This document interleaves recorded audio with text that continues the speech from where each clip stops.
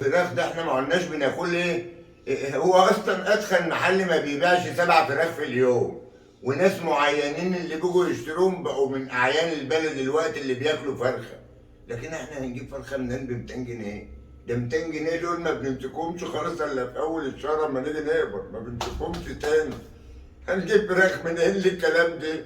والله ادخل محل في السوق بايع 9 فراخ النهارده، من تاجر من راجل بيحلف لي بالله العظيم، بيقول لي 2 عمال شغالين و9 فراخ اللي متباعين يا مصطفى، انا مكسوف اديلهم ايه؟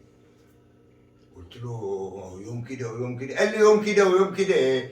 ده كل يوم في الهابط خالص، الفلوس العوده بتاعت الفراخ كل يوم بتخلص بتخلص بتخلص بتخلص، ما عدناش هنشتغل. فانا مش عارف نعمل ايه، قولوا لنا نعمل ايه الساده المسؤولين، نعمل ايه واحنا نعمل؟ عاوزيننا نشتغل في ايه واحنا نشتغل؟ عاوزيننا نجاهد معاكم في ايه واحنا نجاهد؟ السيد عبد الفتاح السيسي حبيب الناس كلها بيقول تعاونوا معانا شويه الايام اللي جايه ضئيله، اتقل من كده نقلع الهدوم ونساعدك بيه، مفيش حيلتنا غير الغيار اللي احنا لابسينه. طب ناكل منين ولا نشرب منين؟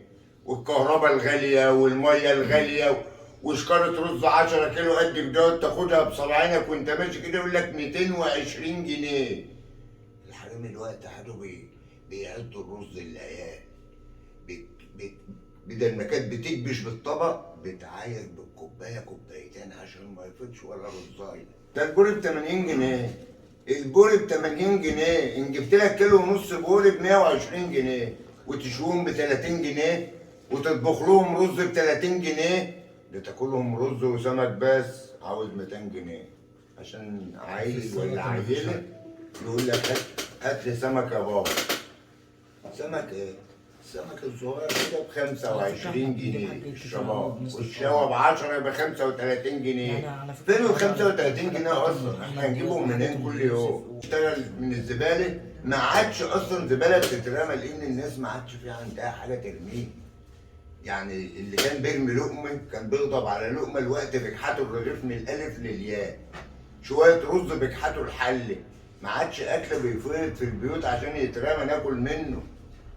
طب نعمل ايه؟ احنا بنناشد الساده المسؤولين هم يخلوا بالهم مننا شويه شويه صغيرين خالص عشان نقدر نعيش في وسط الناس ونخدمكم.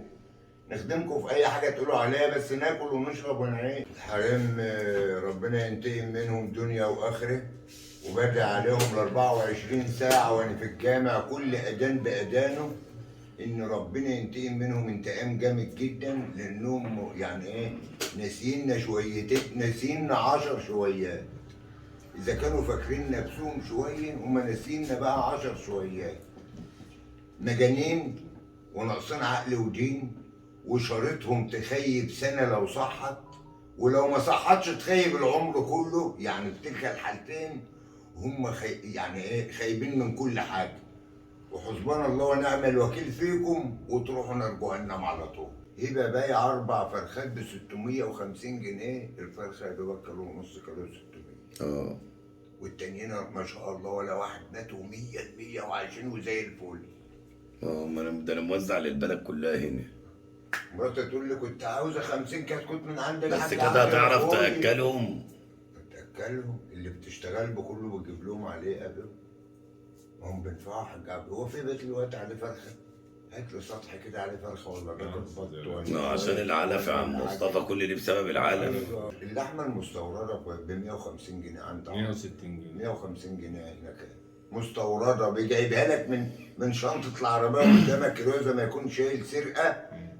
شايل اللحمه المستورده دوت فكيكها في اي زريبه مواشي ولا في اي نصيبه يشوف بيفكها فين، ويجيبها يعلقها بيبيعها ب 150 جنيه والله.